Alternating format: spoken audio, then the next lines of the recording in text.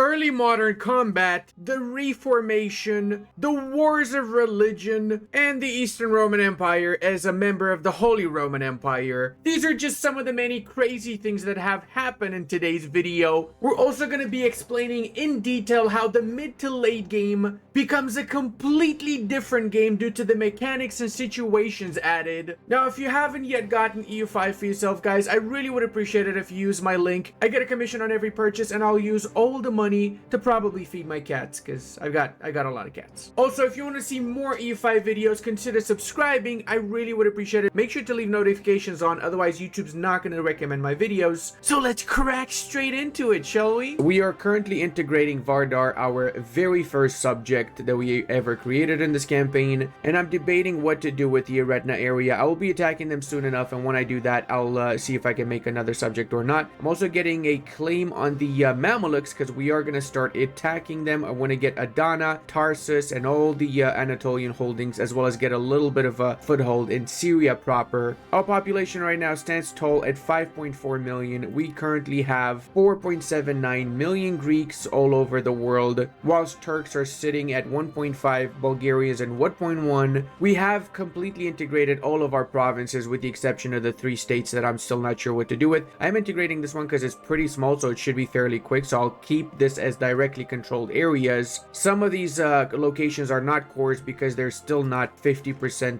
either Greek or one of the other accepted cultures, so we're gonna have to convert what's left of the Turks in Anatolia at some point. Currently we're converting the Bulgarians as well as the remnants of Romanians, Francian, and whatever else we might have around these lands that we took from the crusading states. Speaking of, there's a lot of Catholics in the southern parts of Greece, which we also have to convert to Orthodoxy, and we're working on that as we speak. Economically, we're doing decent, 1.6 thousand tax base and growing. We actually had a horrible earthquake a few years back in Constantinople, which destroyed 200 of our buildings. We had about 300 building levels. We were over the cap actually, and the earthquake just completely shattered it. Now we have to rebuild everything from scratch. Our economy literally lost 100 ducats as profit once that earthquake happened, just to show how dependent we are on the city of Constantinople right now. Our biggest contenders right now would be the Kingdom of France, which has 1,900, actually 2,042 tax base, so they're about 400 higher tax base than us. By comparison, the British are half of our tax base, and the Castilians about the same as the British. The French managed to sneak their way into Holland, which really makes a massive difference. Right now, the French are present in 4 of the richest markets. The Bruges market, which has surprisingly very low market value. I wouldn't be surprised if it's because of the French. Then Paris market has almost 7,000. Cologne is standing tall at 10,000 market value, and the rest of the HRE markets are equally massive, but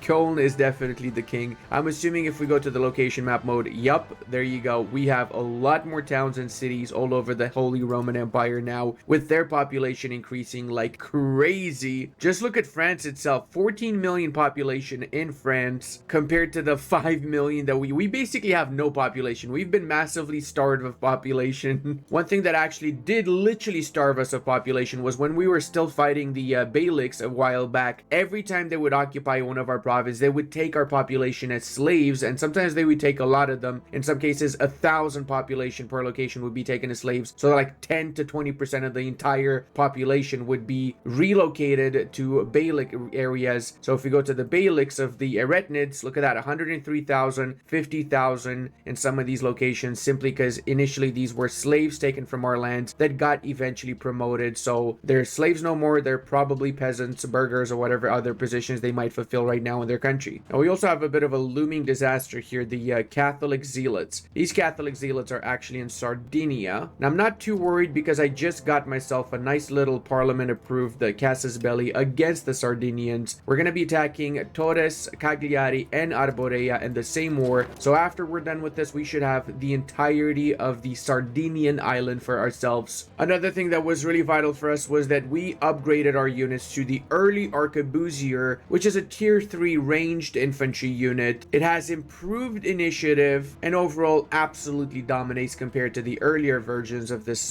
type of unit. The regiment size also has increased from the first and second ages. It's now 400 soldiers per regiment, so we ended up with 23,000 standing army as of now. I'm not even going to mobilize my entire army for this war because I'm fairly certain that the enemy forces barely have any soldiers. He's going to send 5,000 units. That should be more than enough to handle all of Sardinia. Let's check how many units we have to fight right now. 2,700. Yep.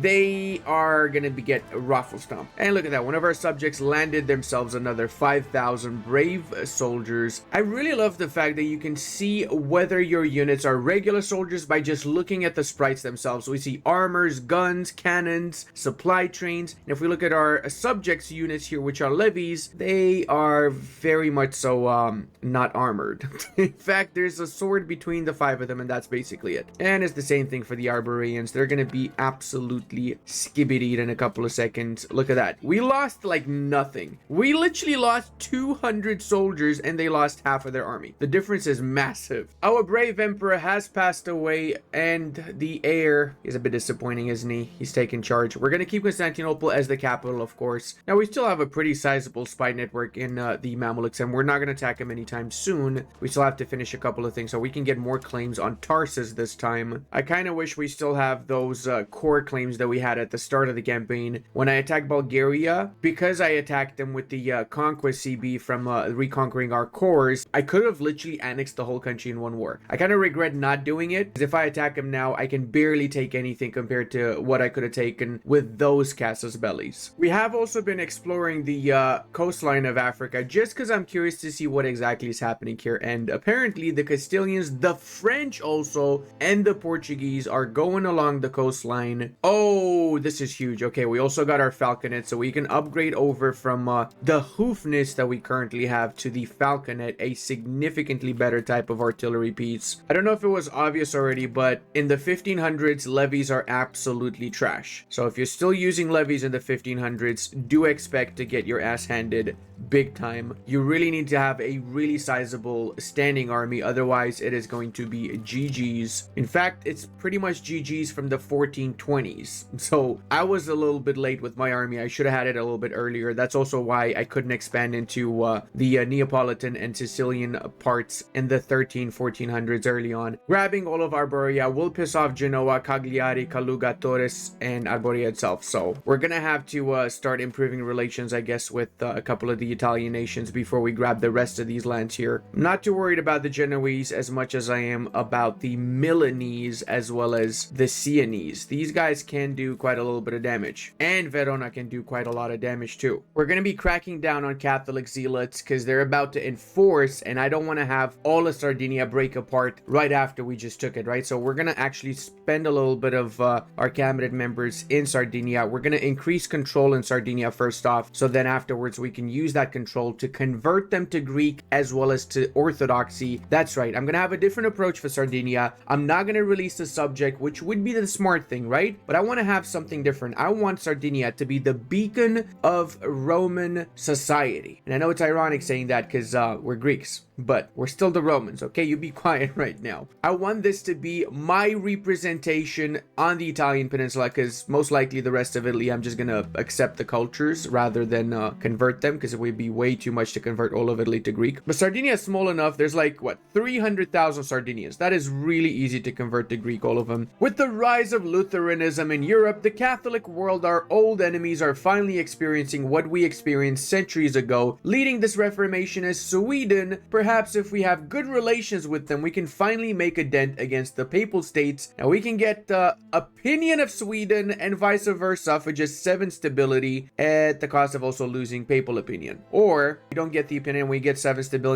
Okay, yeah, I'm gonna go for that. If I want 100, okay, I'm gonna be real talk here, guys. If I want 150 relations, I just do this and we're Gucci. I do not need to waste 7 of my stability, that's for sure. I mean, I get it, it's a nice little event, but still. What on earth is this though? Swedish clergy. Oh, it's a rebellion. I was wondering what on earth that is. So the way that this works, guys, is in the 1500s, you get the Reformation. Once there's enough reform desire Empire within Catholicism, first Lutheranism will pop up, and then Calvinism will pop up as well, led by the various preachers, Martin Luther King in the case of Lutheranism, and Calvin Klein in the case of Calvinism, clearly. There's going to be more preachers that will join them, and there's going to be a lot of population that will convert to Protestantism. But usually, Catholicism is still ridiculously overpowered. Right now, there's 78 million Catholics and just a million Lutherans. I might help them out in their wars in the future, and I might weaken the papacy and the Catholics, but I've got my own agenda, and I'm gonna make sure that we see our agenda through, because end of the day, orthodoxy is the only true religion, as you probably guessed by now. Speaking of orthodoxy, I've made some changes to our tenets. So I actually enacted local rights for just 50 influence. I was able to change the local rights, which gives me cultural tradition and religious influence, in contrary to the Byzantine rights that we start with that give the legitimacy. I feel like this is a good trade-off. The tradition makes a big difference because it makes it more difficult for our Greek pops to get converted, and the influence means I get more monthly influence that I can use for various interactions. Right now we're getting 0.55 a month, which is a stark contrast to the 0.1 or 2 that we start with. Another change I made was I rejected the tenet of essence, because that allowed me to tax the clergy an extra 10%. So now we're basically taxing the clergy 36% max tax, which ends up with 73 ducats. We gained a good 30 ducats from just enacting a single tenet in our patriarchy. Make sure you really use your patriarchy to maximum effect. Look at what I have right now as my tenets. I believe these are the best tenets to have as the Orthodox Church. There are some exceptions, of course, but for majority of the game, this is going to be really good for you, as it's a good mix of both increasing religious influence that you can use afterwards to do Orthodox synods that give you more bonuses, as well as you get a lot of different bonuses from the tenets themselves that massively improve your nation. Take note, sometimes you might have the war score to enforce. Right now we got 100 war score, so we can take whatever we want from our enemies, but we cannot take this little fortification in Sassari because we haven't yet conquered the fort. Locations and provinces that have fortifications will need to be conquered before you can get them in a peace deal. And we also just got access now to the upgrade for the supply carts, the supply wagon. The difference is the supply wagon gets us 4 food storage per wagon. So currently in our main army, we have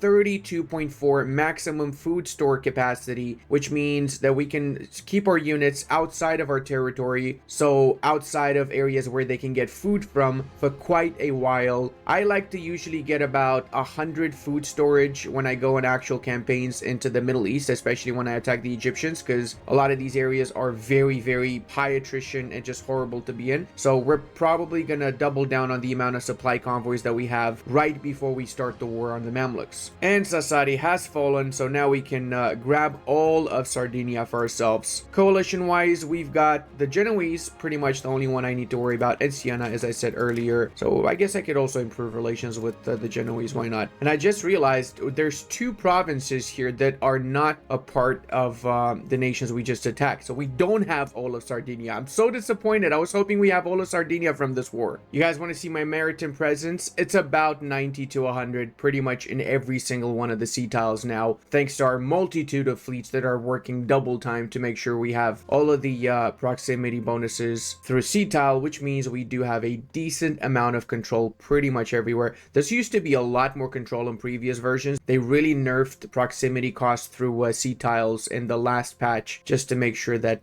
we don't have too much fun as the Byzantine. We're actually starting to get food issues everywhere, so we need to make up for it. I'm setting up all my markets here, and I'm just gonna scroll through all my food producing RGOs and increasing the level by 1. That way we should technically have enough food. Finally, the world sees us for what we are, the true military hegemons of the world. This means that we get war score cost minus 10% just in time for our expansion spree in the Middle East, and we can violate sovereignty as well as use soldiers as workforce. This is a cabinet action right over here. If we use soldiers as workforce, we get construction speed plus 33% in whichever area we assign this in. So it's not just one province, it's an entire area. This is especially good when we want to quickly build up one particular area, save up a bunch of money like we have right now, say assign this to our capital and trace, and then just just build an insane amount of buildings to increase the tax base massively in that area. We upgraded a few more towns, so it's time to get the classic buildings in there, starting with the temple and of course the library as the second building in, followed by, you guessed it, the marketplace. Literally how we make all of our money. We are literally right now the market middle between Asia and Europe, so we can import a lot of goods from Asia and sell them off into Europe and make a massive amount of profit off of it. So the more marketplaces, which means more trade capacity that we get, the better off we are. Speaking of, we actually want to research as soon as we can a couple of buildings actually, with the first one being the Mercury Patio, which will literally double our gold and silver output when built in those gold and silver provinces. So this is liquid gold right here, this building. The other building we want to rush for is Construction Center. What this does is it allows us to build 2 or more buildings at the same time in one location. Later on with the H4, 5, 6, we're going to be able to get more construction sectors, so we're going to be able to build even more at the same time in the one location. Also, because we went for the admin age focus, we have access to some insanely good advances. Population conversion speed, building cost -10 permanently, speed of integration +10 permanently, trade capacity increased by 25. This alone literally is going to give me 120 ducats instantly. The second we research the trade capacity, we get 120 ducats, but we have it queued up as 29th. Yeah, we maybe might want to prioritize that a little bit more. It's just that in the third age, there's so many advances that are absolutely vital. So we just annexed Vardar a while back, and I want you guys to see something that normally happens when the AI thinks is doing good or it can leech off of a bigger market. Let's go to the location map mode. Look at that. Every single province they had, with the exception of 3, is a town. We also inherit their control, so we're going to take advantage of this quick boost in control, and we're going to use it to assimilate the population here to Greek. That's right. We're converting everybody to Greek. You guessed it. Let's see how quickly we assimilate everybody. So right now there's 0 Greeks in Vardar and 3% Greeks in Ochrida. And every month we get about 2.5% Greeks a month. Okay, that is going to be very fast conversion. Well, boys, good news and bad news. The bad news is we lost our military hegemony to Delhi. It's kind of like a back and forward between us right now. But the good news is we became cultural hegemon. You know what that means? It means we can assimilate an entire area and we can force our court language. Oh, baby, am I going to take advantage of that right now? Just check it out.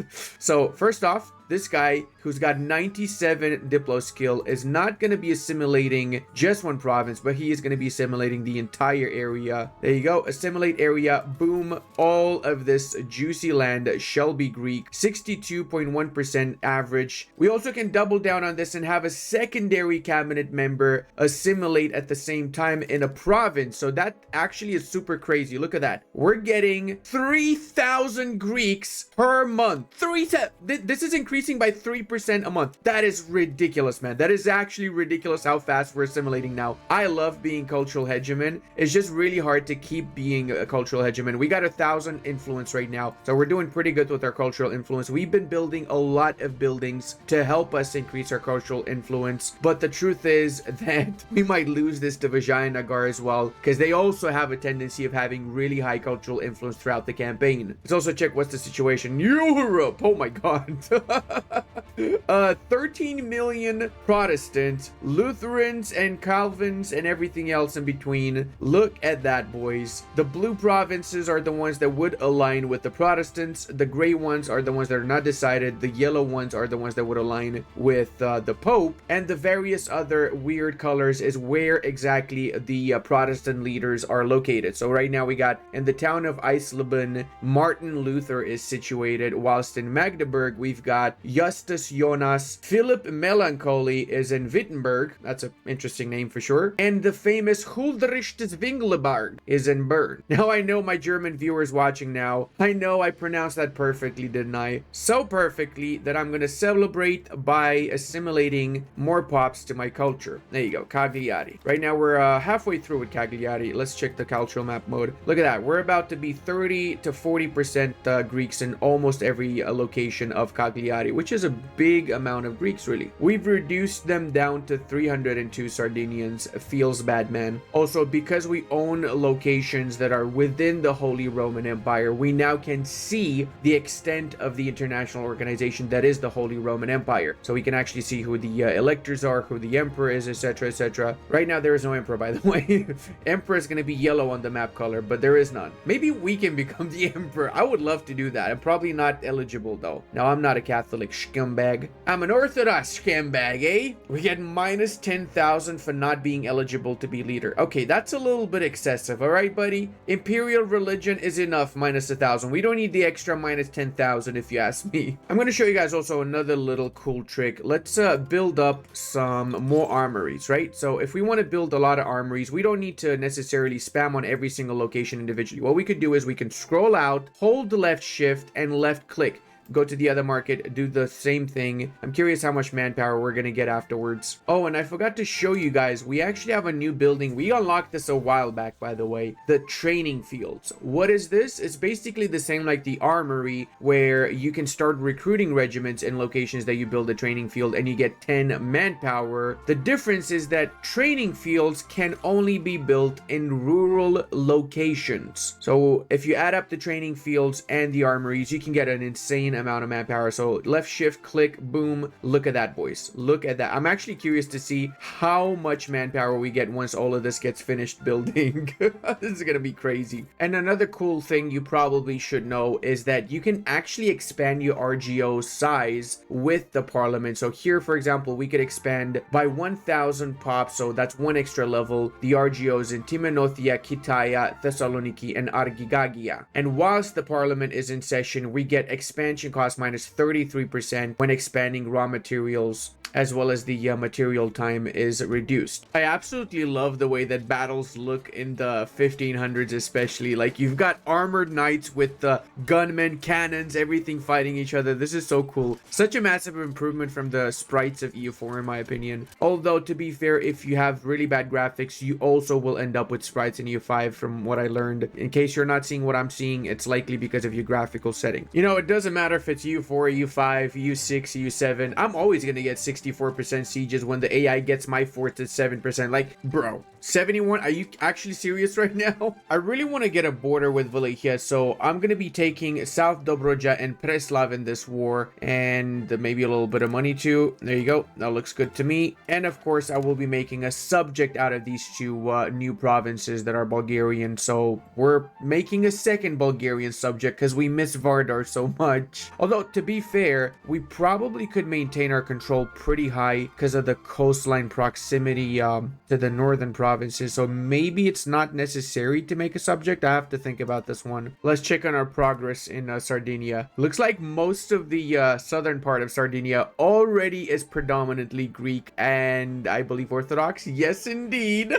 Sardinia is officially split between the Chad Greek Orthodox and the Virgin Sardinian Protestant / Catholic, because they're not sure what they want to be now, are they? I was also able to siege down the entirety of Siena, so I'm thinking maybe I just take one province here. It's going to be a little bit of aggressive expansion, but just to have it as a foothold in Italy for whenever we decide to start actually pushing into here, would be nice to have already landed units before the war begins. As for the Aretinids, classic annexatio complicatio. Ooh, that's a lot of nations in a coalition. A lot of them are in Italy actually, so it's time for me to start improving relations with everybody and their mamas in the Italian peninsula here. We can use the coalition map mode to see who would be the most likely candidate to join in a coalition against us. Now it's also time to create another subject, and Sivas is basically replacing Eretna. Look at that. We're gonna have a bigger subject than Eretna out of lands we took from Eretna. And yes, Eretna is basically pushed out of Anatolia almost already. And you guys want to see what it looks like after just a few years, I guess, of trying to assimilate the former Vardari areas with the unique assimilate area mechanic? Well, check it out. 87% of the entirety of Macedon is already Greek, with 87% of Ohria already being Greek itself. So we can assign this guy, for example, to assimilate in Vardar now, speeding this up even more, because there's actually more control in Vardar than there is in... Oh my god, do we have 3 hegemonies? We've got 3 hegemonies. We're cultural hegemon. We're now economic hegemon, which allows us to divert trade. We can force nations to divert trade. This is huge. Also, units consume less food, and we have reduced paperwork, cabinet interaction, which is right up there with soldiers as workforce. So we got 2 unique cabinet interactions. This gives production efficiency, again, within a specified area. So we can assign it on trace. That would actually increase our economy by quite a lot if we assign on trace. Now that I think about it, we've got 1 million population in the Marmara Sea, 700,000 in trace, but the Marmara Sea has less control than that trace has, though. In West Anatolia as well is pretty decent, actually. And I want you guys to see the road map mode. Check it out. All the blue roads means this is a paved road. So right now it's us, Halish, surprisingly, Poland, and Central Europe with North Italy that is predominantly paved roads. There's a couple of paved roads around the rest of the world too. Fadel has it, Jayairids have it. No paved roads in Eastern Europe, and I don't expect them to have it for a while, actually. None in England is a little bit of a surprise, though. Same here, none in Castile is a very big surprise. I just realized there is a world war happening, and I didn't even know about it. So apparently the Venetians are at war with the Egyptians because the Egyptians declared the war of aggression. I feel like this might be a jihad. No, it's just a no CB war. That's crazy. They just randomly attacked the Venetians, who have the Hungarians on their side. They got the Papal States. Poland is on the side. Oh god. Okay, I'm never getting Crete back, am I? That is crazy. The Venetians managed to get the Poles. Like, what?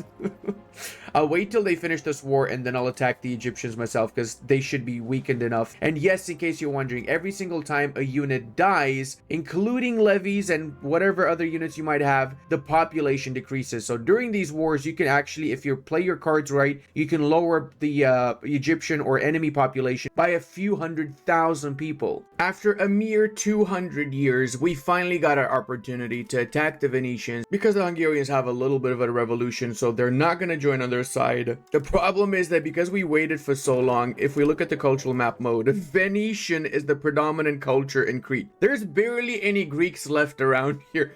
We really need to turn the tides in this situation here. Also, I just realized I didn't mention this earlier, but if you want to easily increase your crown power, you can always get more crown power from assigning your leader as a general or admiral, as well as by assigning your children. You also can get increased crown power. You can even assign them as cabinet advisors, and that also gives you crown power. Despite my subject of Konya not actively converting provinces to Greek, they still by default get some population converting to Greek as time passes by. So we do have about 20% Greeks in Konya, which is a lot better than 0 Greeks if you ask me. It's also why I decided to integrate Konya after I finish integrating Asamia. Well, these bad boys here are definitely fighting to the last man because they don't really have a choice of retreating when we have the blockade on the city. And we also were able to defeat quite a few of their ships as well now. So let's go ahead and blockade the strait. That way their ships cannot move out of the Adriatic Sea. So we were able to grab our war goals, but the Hungarians did join the war eventually. So now we got to deal with the massive Hungary up north. They cannot really come to our parts because they don't have military access through our neighbors, and they tried to land some units and we defeated a couple of their ships, but they're still in the war, so we got to figure out what we're gonna do here. The Age of Reformation has arrived. It's a little bit of a tricky one between which focus to go for because both admin and diplo focuses have really good advances. For example, text efficiency plus 10% is huge, and I really mean huge. Same as efficiency of cabinet plus 20%, trade maintenance reduction, market attraction,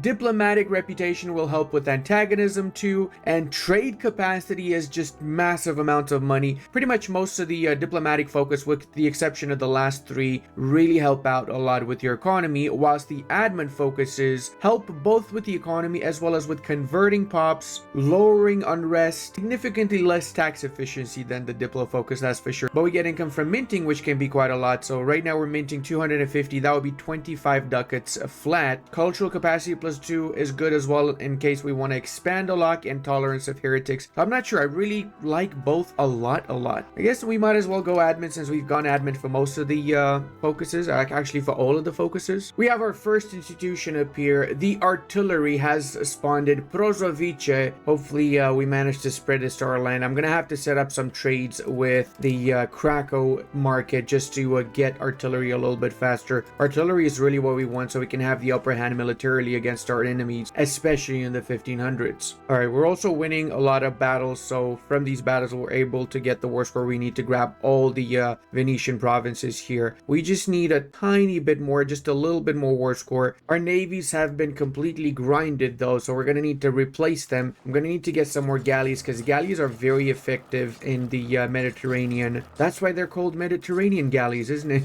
Also, they've got a decent amount of maritime presence, 0.12, which is not as good as the barks, obviously, that have 0.14. Carracks also have 0.12, so we can add in a few Carracks as well. And then the majority of our fleet is still going to be made up of barks, however, because we need that maritime presence like the desert needs the rain. Okay, I'm not surprised by global trade spawning in Bordeaux. It obviously is the better trade node. Let's see, how much do we have in here? Oh, come on, really? 3,400 market value? Yeah, I got more than that. I got 4,800. Why did it not spawn in my country? Come on. Actually, the highest market is Cone with 11,000. Holy schnitzel. Just look at this. There's barely any rural locations left in the Cone market. Oh my god. The entirety of the Venetian side has 29 ships left. We've grinded their entire fleet. We did lose a buttload of soldiers. We lost way more than them, but we still won the engagements even though we lost units. So I guess we won the war at the cost of population. Quantity over quality is what I'm saying here. More units have landed. Let's go, baby. This is how we get the war score to enforce right here. And another 5,000 landed from the Hungarians. Another thing that I've been eyeing up for some time now is a law change. Initially, we start with the Pronoia system, which gets reformed into the reformed Pronoia system that offers us 10% crown power increase. However, we're in the 1500s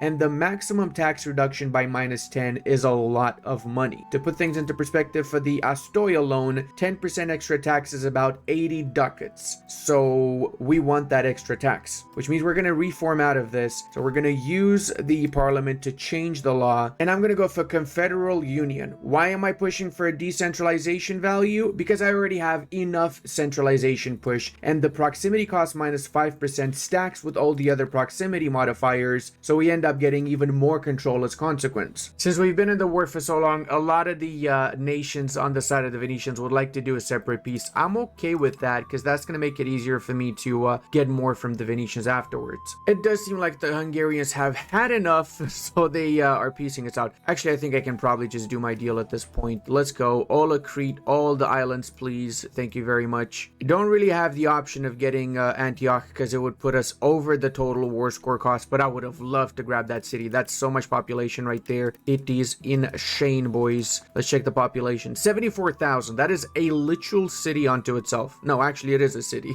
And the best part is that we officially have all of the Greek lands. Actually have all the Greek lands in 1530, man. Took us 200 years to properly grab everything. Holy mother of schnitzel. That was brutal. That was actually brutal. So skipping about 11 years, within these 11 years, we've managed to double our economy. And I literally mean double. We're now making 1,000 ducats. The reason for this is because we've really been maxing out our RGOs. We've been building a lot of buildings as well. And more importantly, we're taxing a lot more our estates. It's mostly the tax thing, but the trade income also is insanely huge now. 800 trade income. Another thing that plays into this is the fact that we increased our crown power even more. Remember that not only earlier I said that if you assign your leader and your heir in either cabinet or general admiral positions, you get increase of the crown power like we see over here, but it's not just that. Other relatives of yours, so members of your royal family assigned in cabinet position or general positions, will also give crown power. So Emmanuel Palaiologos is our ruler's nephew. He's not our son, and that also gives us another 4% crown power. So the whole royal family should have positions in your country to make you get more crown power in essence. We've also integrated another one of our subjects, and now we're in the process of integrating Konya. It's going to take a little bit of time though, as Konya is a little bit bigger. We're going to leave Sivas for much later though. I'm probably going to feed Sivas the rest of her rednets before I even start integrating them. Also, I want to address something. You guys noticed that we have the Holy Roman Empire International Organization. The reason that is because we are a part of the Roman Empire. We're a member of the Holy Roman Empire. Empire. So how are we a member of the Holy Roman Empire whilst at the same time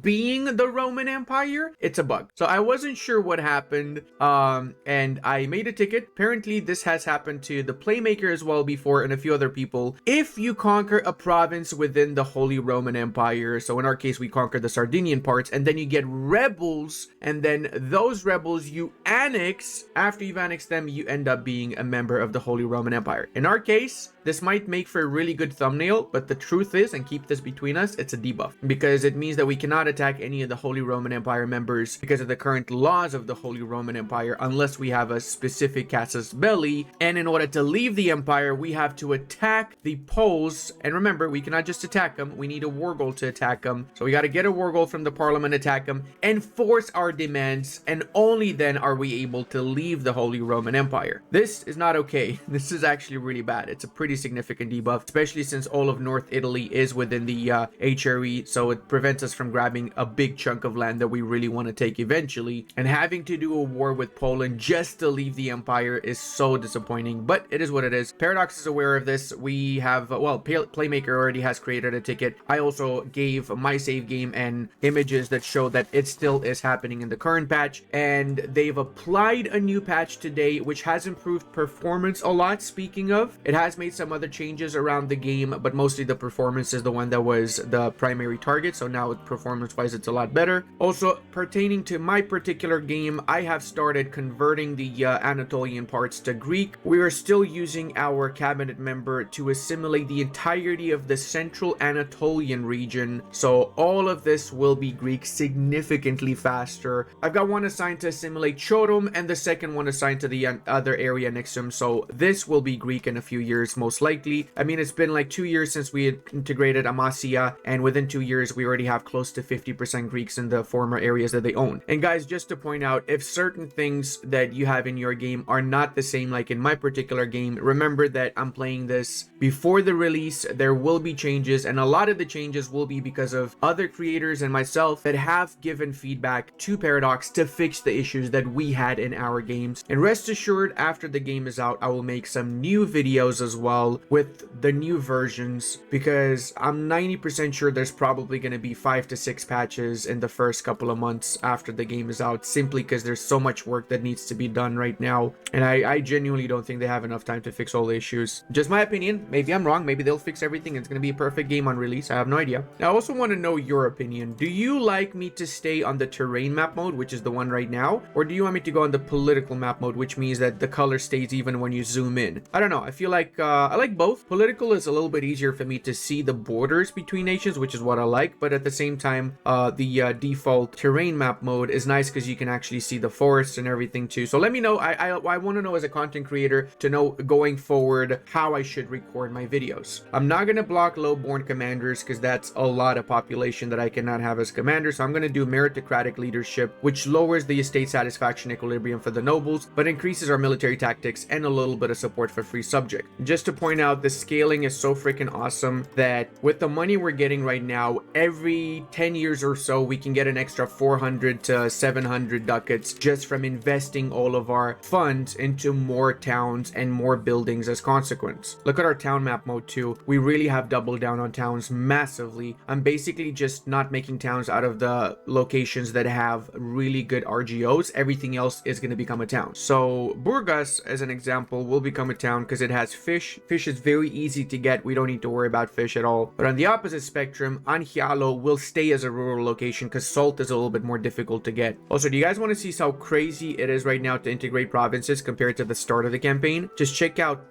this location, right? So we need to integrate right now the rural settlement of Methoni, and we're getting 6.29 monthly integration progress because of our power projection, advances because of laws, and the fact that Greek is the dominant culture. Remember, whenever you want to integrate a location, if your primary culture is the dominant culture there, then you will have an easier time integrating it by 100%, literally double the speed of it. And here's another little trick that carried over from EU4. If you want to select your navies, if you just do this, it's going to select your army. But if you hold left control and you do the same, it's going to select all your navy. So this is straight up taken from EU4, exactly the same. Also, we're about to declare war on the Mamluks. finally, after more than 150 years of planning, we finally feel confident enough to attack them. We are actually slightly stronger than they are. That's it, just slightly. My main goal will, of course, be the liberation of the Armenian heavy areas and getting a foothold in Syria. They've also changed a few other things with the current patch. They made it so that the icon for unraised army levies is green now. So that's cool. We can raise another 1,300 soldiers. Not gonna do that though. Feel confident with the army we have right now. We are actually on par with the Mamluks. They got 59,000. We got 76. So we slightly outnumber them. But if we play our cards right and we manage to wipe out some of their units when they're being transported between islands, we're definitely gonna get the upper hand. So like for example here, that is a good 10,000 Ottoman, Mamluk soldiers. If we manage to catch this before they disembark, which I believe we are gonna be doing, there you go. Wipe this out, win half of the battle right there. I love how you also can see whenever the center, left, and right flank collapses. So they already have left and right flank collapsed. Our center is weakened though, so keep that in mind. But we still won the battle, and as such, we wiped out a significant amount of the enemy soldiers. There you go, another 2,000 here, so maybe we can catch up to those before they fully disembark. We are fighting right now professional Mamluk soldiers, and we're outnumbering them by a lot, but they're still holding their grounds, and they got really good units. We have a mixture of both levies and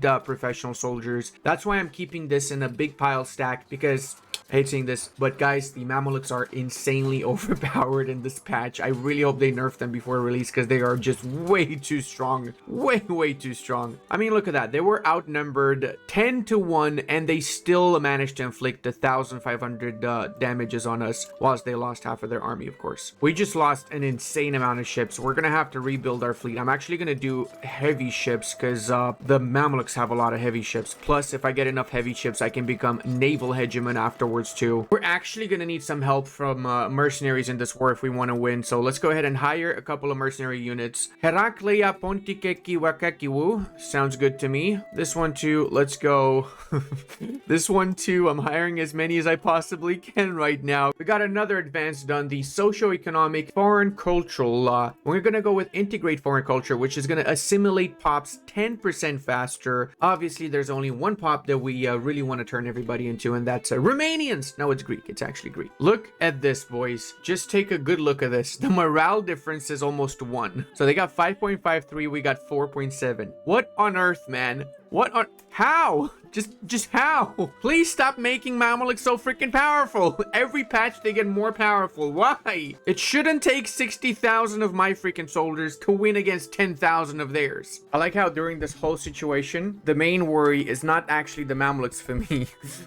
It's my little cat here that keeps going all over the keyboard, and I'm worried she's gonna out there for at some point. We inflicted twice as much damage to the enemy army, and even ships, we destroyed 124. Actually, we lost more than that. Okay, that's interesting. I didn't realize that. Is it because we had a lot of barks? It probably is. Well, our actual heavy ships are going to be built any moment now. My real lesson from this war is that I need way more training fields and armories. I need to build a lot more, okay? We need more soldiers, more manpower. We need to be able to handle this. We're not able to handle this right now. I should probably have 60,000 standing army in order to just deal with the Mamluks right now properly. I mean, I'm still winning, to be fair. I'm actually still winning this, right? But I should be winning this a lot faster, considering my economy is about 3 times the size of the Ottoman economy. Did I say Ottoman? I mean the Mamluks. They feel like the Ottomans though. Building all those extra training fields means we now have a massive shortage of weaponry in the Athenian market, so we're gonna have to spam a few of these weaponsmiths. I wish there was a previous battle map mode so you guys can see just how insanely high amounts of fights we had to have in this area alone. We only have 1% war score, but we defeated 131,000 enemy. We killed 130. That means their population dropped by 131. It's also why I'm trying to keep my units mostly professional soldiers, so I lose less soldiers, which means I lose less population. We also are actually gaining a little bit of war score because of months at war and the enemy war exhaustion, but our own war exhaustion is increasing, which is not good. Right now, we cannot even take the war target of Tarsus, so I really want to continue to push this. I want at least these 3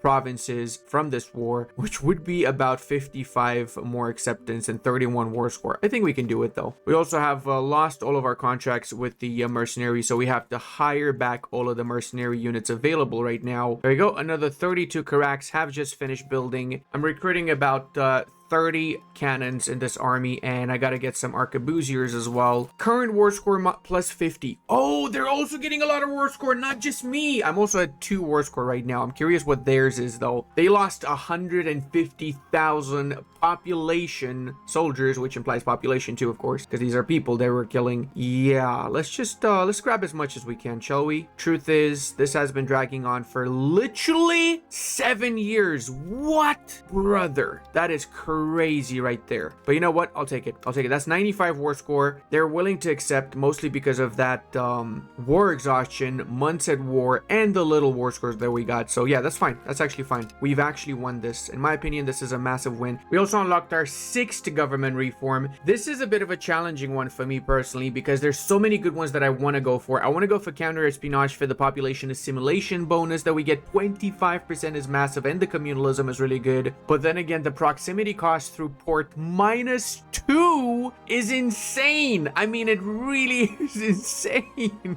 We're gonna have 100 control in like most of our coastal provinces. Then also population conversion speed is really good since we're going into the Mamluks now. Taxation for the clergy, not bad, but it's not that great compared to the other ones at least. I think I'm gonna go for administration of shipyards just because I want to have a lot of 100 control areas. But once I get the next reform, I'm absolutely going for the assimilation and conversion bonuses. Speaking of next reforms, we're gonna have to see how we get these institutions to spawn a little bit faster. They have been pretty slow with reaching our areas. Only 16% for artillery so far. If we go to the institution map mode, it's pretty much Central Europe that has most of the institutions right now in Italy. So maybe not the worst idea to start expanding more into Italy actually. Oh, our subject has some of the institutions, all of the institutions except conventionalism. So that's good because our subject is spreading those institutions to us as well. That's why I love having vassals in Italy. In fact, now that I think about it, as the Byzantines, getting vassals in Italy might be a really smart idea even earlier on in the campaign, because then for the rest of the campaign you end up having significantly faster spread of institutions. Also, I don't know if you guys noticed, but another change they made today is they made it so that the location that is the capital of a province has a big fat flag, so you know exactly where the capital is. You don't need to zoom in and look like crazy to see where it is anymore. That is such a massive W in my opinion. You guys want to see how crazy the cost of court can be in the mid game? We're paying 881 ducats to get 1.1 legitimacy. Like, that feels way more than it should cost in my opinion. We're getting an extra 18% expected cost of court for a variety of reasons, but it still is ridiculously expensive in my eyes. We finally destroyed all of the various rebels that kept popping up, so now we can create more subjects. Remember, you cannot create subjects when you are at war. I like the name Tarsus, so I'm actually going to create my subject in Tarsus simply because I like the name, and I'm going to give them obviously the other Armenian provinces. They should be Armenian and Miaphysite as their primary religion, with Greek being the court language. About time a strong Armenian takes back the lands that are rightfully theirs, of course. Yeah, I'm making Shivas a little bit stronger than maybe I should be making them. Is this a mistake? Possibly. Am I still okay with it? Yes, I still am, because at least they're going to convert them to Orthodoxy. Like how Eretna still has one location in Komana. That's just so random. We're going to have to attack Eretna next, though, just so we can take whatever they got left in Anatolia. I'm okay with the Eretnids surviving and their former subjects lands in the Caucasus. Just makes for a very interesting run, though. Now, when it comes to the religion of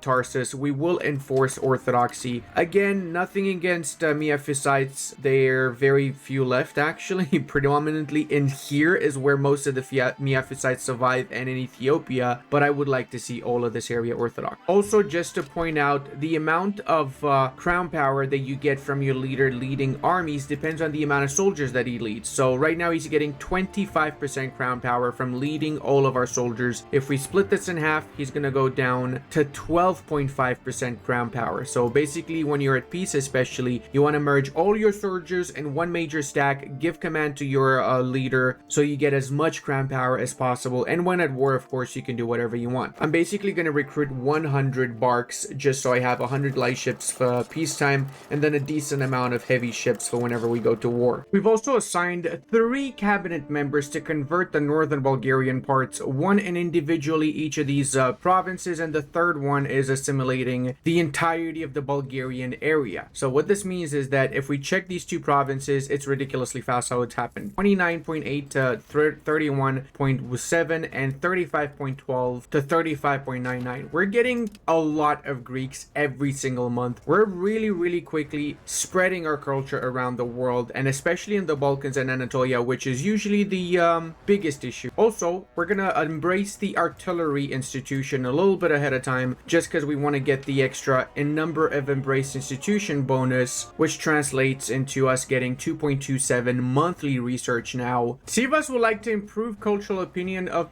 Yeah, sure. I mean, Turks and Greeks have always been bestest of friends. What this means is that the Turks are gonna have an easier time accepting our culture, which is not the worst thing, because it's not like they actually own any provinces that are our culture right now. We own pretty much all the Greeks already. Also, speaking of cultures, Cappadocian is a dying breed. There's literally 2 locations in which Cappadocians still exist. There's only 20,000 Cappadocians left. So can we get an F in the chat for Cappadocians? We also just got access to the market quarters. What is the market quarters? Market quarters is the upgrade for the marketplace, which means instead of +1 trade capacity, we now get +1.5, an increase of 50% per building. So of course we're going to be upgrading every single one of our marketplaces to merchant quarters, which in turn means we're going to get ridiculously rich afterwards. And we also have access to the Mercury patio now, which means we double our gold and silver output. This is going to make us insanely overpowered. Like, I expect to have about 2,000 positive income in a couple of years already. I mean, just from the merchant quarters themselves, that's going to literally double our profit. Trade profits, to be more exact. Oh, and as of the last update, they made some more UI changes with the markets. Now we have separate suggested imports for profit and exports for profit, which is honestly a really good improvement. Check out how much more money we'd be making just from importing more gold into Constantinople. Apparently, we are starved of gold for now. And you also see on the map now the sound toll. The sound toll in Constantinople also gives a little bit of money. If we're over trade income, we're getting 26 ducats from sound toll. In the previous patch, sound toll was giving up to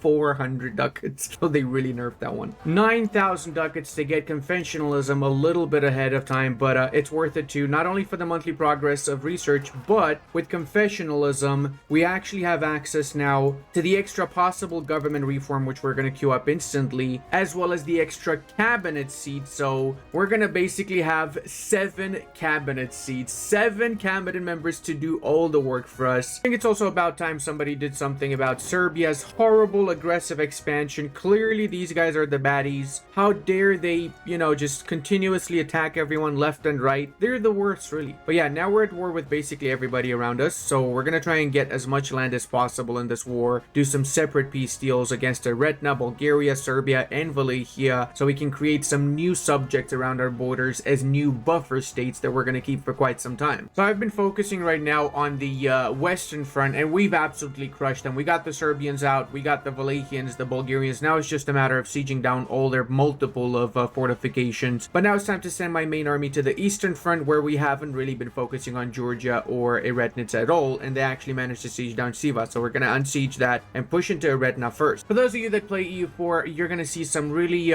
familiar faces. The call to peace has arrived because it's been longer than 60 months and we are winning the war clearly. So the game is basically giving us war exhaustion to push us to make a peace deal with the Serbians and the enemies that we have right now. So I'm gonna do that actually. I'm gonna do first off Bulgaria. We're taking all of Vidin as well as all of North Dobruja. This means we now have access to the gold mine in the province of Castra ad Montanesium. That's right, we are renaming this to the old Roman names. So we fully occupied Eretna. They still have some provinces up north, so I'm not getting 100% war score on them, but I'm enforcing what I got right now, which is 84. So we're grabbing all of the passages through the mountains, which is going to make our life a lot easier in the next war against Eretna. There we go, that should be it. We can also dissolve the Patriarchate of Eretna, which means we get an extra 0.10 religious influence per month from having destroyed that other autocephalous Patriarchate. Also guys, check it out, they're not Turks anymore, they are Eretnids. Why is that? Well, they changed their culture. You can actually do that. They created their own culture by fostering new culture. That's actually a cabinet action. It takes 10 years to complete, and afterwards you end up with a brand new culture. In this case, that was the Eretnid culture, which is a breakaway of the Turkish culture. So if we hover over it, you can see right behind me, it says that this is in the Turkic culture group. So it's about the same as Turkish, also the same language and everything. everything. That's honestly one of my favorite parts about EU5, the fact that there's so many little things that can really mimic how historically things went, with Germans giving way to the Dutch simply because there were some differences, the lands were separated,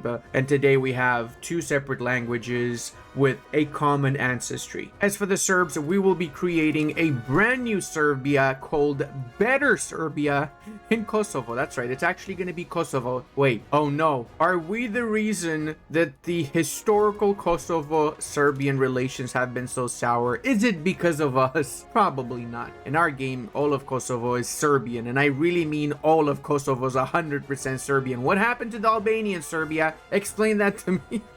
All right, I'm trolling. I'm sorry, okay? I'm sorry, Serbian people. I love you guys. I love everybody. Even Albanians, even Bulgarians, everyone. And that's why I'm also going to make all of you Greek eventually, because I love you so much. Now, as you would imagine, we're giving all of the schnitzel around here to the brand new Serbians. The better Serbians, some would say. Okay, that's it. I'm sorry. That was the last one. And because Eretna is no longer a Turkish culture, Sivas, our subject, became the new Turkish culture main country, which means we can improve our cultural opinion with the Turks. So if we go to our cultures now, Turkish is neutral towards us. They don't hate us anymore, so it only costs 1.43 to accept them as consequence, which means actually we can make Turks an accepted culture, and we're at 3.53. We still have accepted cultural capacity, and we also make the Turks happy for as long as they are still going to be around, which is not going to be for too much longer. But because they are an accepted culture, all the integrated provinces that are majority Turkish become core provinces now. So look at that. We just gained like an insane amount of cores. If we hover over the control, this is going up from 17, for example, to 34 maximum control now. So even without all of this being Greek, we are still back in business, boys. I can also continue to improve my cultural opinion, but there is a timeline here. Every 50 years, I can do this particular interaction, and it costs 10 Liberty Desire. So I'm going to keep Sivas around for at least 50 more years. I want to test something out, right? I've decided to assign 5 cabinet members out of 6 to convert Central Anatolia, including one of them is converting the entire area to Greek. So now I want to see how fast we can get all of this converted to Greek. It is standing at 37.51% Greek on the 10th of October 1577. So I guess I'll just get back to you guys in a couple of years and show the results. And before I show you the cultural map mode, check out how much we're constructing at the same time. I invested literally 50,000 to upgrade the roads, upgrade the markets, upgrade the buildings, the RGOs, which means we're probably gonna end up with like 2,000 profit in a couple of years. Look at our trade income, man. This is wild. And it's also time we get that juicy population assimilation speed I was talking about earlier. And just 3 years later, in 1580 October, we increased our population by 20%. We converted 20% of the entirety of Central Anatolia to Greek. So by this rate, in 10 years roughly, we should have 100% Greeks per area. That is kind of overpowered in my opinion, just a tiny little bit maybe. We've officially entered the 1600s. The year is 1614, and a lot of things have changed and a lot of things we need to go through. First off, the War of Religions is about to happen. There's 42 million Lutherans, 70 million Catholics. In fact, the French, Castilians, Bohemians, and Hungarians all went Lutheran, whilst the Anglicans also triggered, and the English Isles are predominantly Anglican at this point. Orthodoxy is doing pretty good too, thanks to us and our subjects. Now the entirety of Anatolia proper is Orthodox, and overall Orthodoxy has 44 million population. That is more than triple what we start with as Orthodox at the beginning of the campaign. Meanwhile, Islam also has 74 million, which makes it the largest religion group in the Western Hemisphere at least. For example, the Hindus have 141 million, so we do not include the East in this, okay? Remember when I said that a lot of things changed? Well, one of the things that changed is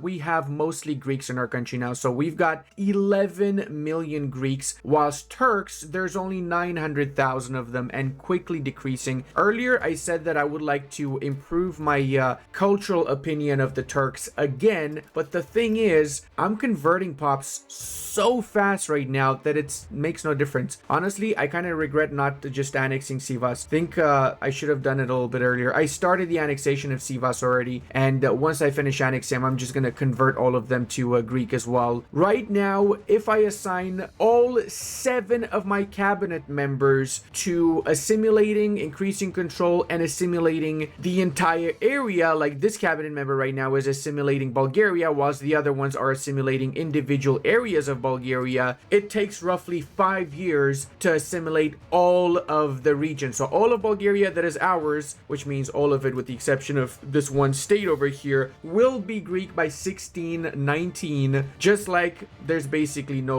Turks left in our country at least. We literally have 117,000 Turks left, less than Pontics, less than Wallachians. It is crazy to see how quickly we managed to convert all of the central parts of Anatolia to Greek. Also, economically speaking, we're doing really good. We have 7,500 tax base and growing again. We've increased the amount of towns and cities also. We're trying to upgrade all the locations that have above 50,000 population to cities. That's why Adrianoi and Adrianopolis are hashed out. It means that they are in the process of becoming cities. We also are starting to get a lot more migrants into our country, and the population is increasing slowly but surely. We're half the population of France, to put things into perspective, but we have surpassed the Castilian population. Our control looks a little bit like this. The core areas are basically at 100 control already. We hover over it, we see that this is predominantly because of proximity to capital. So that's because of the maritime presence and proximity to capital reduction through maritime tiles. The temple, the fact that it's a town and a core chips into that, and we basically have almost 100% satisfaction for most of our country. You can literally see our empire and the South Italians, the Bohemians, and the Nordics have the best satisfaction, with the worst one being in Moldova. Castile surprisingly has really bad satisfaction, and a few other parts of the world, including the French. They're not doing that great if you think about it. Almost every one of our provinces is also fully integrated. We're currently integrating the recently acquired areas in Bulgaria and Wallachia, and we are in fact ready for the next war against the Mamelukes. We're going to begin that in a few moments. We have increased our army size. We've got 80,000 in one army and another 80,000 in the other. We're also currently drilling. It's really vital when you are at peace to continuously drill your units. We see here the experience for this unit is 47%, which means that they have reduced damage in combat by 23. At maximum, you have minus 50% damage in combat. We got basically 150,000 soldiers, standing army, 167,000 standing army, another 38,000 levies, whilst the Mamelukes can field 300,000, but most of them are levies. They only have right now about 17,000 actual standing army, so we're literally going to wipe the floor with them. I don't even need to raise my levies when I have an army that is this size in a war like that. I've also started exploring the New World, and we're in the process of getting a couple of colonies. For some reason, they didn't colonize these islands, so I'm going to push for this, and I'm going to try and get all of the little islands here, and maybe even try and get some colonies within Africa itself. Right now, the Moroccans are doing that. The French have a colony. The Bassa is one of their colony. Junk River, which is a Genoese colony, also exists in Africa. Colonial nations are also a unique type of subject that you cannot. It pays sailors and money to the overlord, and it gives 33% of their merchants to the overlord. One important thing about the colonial nations, though, is that it's easier to spread your culture in those areas. From what I'm seeing here, the French have 9.4 million population, close to what we have, but most of that is a mixture of both assimilating the other pops within France, but also going into the colonies. Same for the Castilians, 9.6 million. We actually see Castile itself only has 7.7 million Castilians, so the missing 2 million is in the colonies most likely. Also, be careful when you play the game, guys, because recruiting explorer is not necessary, and it's honestly extremely expensive. It scales with whatever your income is, but base cost of 20,000 is wild, like actually wild. I know I'm making a lot of money, but that's still wild. The plan right now for me, guys, is to basically just focus primarily in the Anatolian and the Balkans with my economy and my manpower pool, which is literally what I'm doing right now, and then make the addition of the Italian areas to it. But all of North Africa, the Middle East, Castile, and France will likely just be subjects that I will integrate later down the line. I'm going to finish this part of the campaign here. I really hope you guys enjoyed this. Don't forget to leave a like. If we also get 7,000 likes on this video, guys, I plan to release a really unique Neapolitan run, because I've seen a lot of stuff that has been happening in Naples, and I have to say that Naples is a delicious nation to play as. In fact, I already have made a Milanese and a Florentine run, which is why if you guys meet the like goal, I will start working on a Neapolitan run too, that I'll probably release within this month, because I already have a lot of videos that I need to release. And again, if you have any questions, don't hesitate to ask in the comment section. Also, if you're planning to get the game, consider using my link. I know I've asked this a few times already, but I really would appreciate it. Thank you for even considering it. Even if you don't use it, just considering it means a lot to me. Love you, and I'll see you in the next